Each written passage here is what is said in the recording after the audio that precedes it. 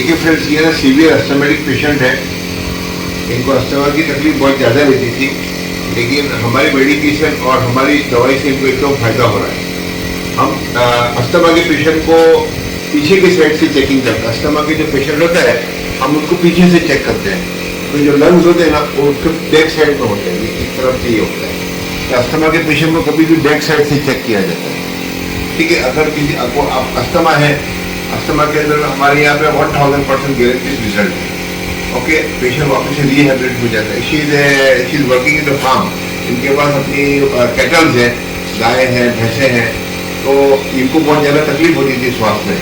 अभी हमारी दवा से इनको काफ़ी अच्छा फायदा है।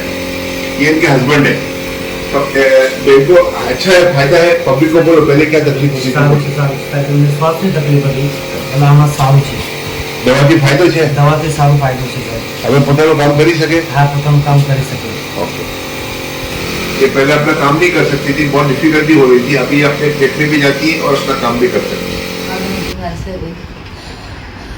સ્વાસ્થ્ય હતું, હા હવે સારું છે, હા, હવે પોતાનું કામ કરી શકો। હા ઓકે, ગુડ।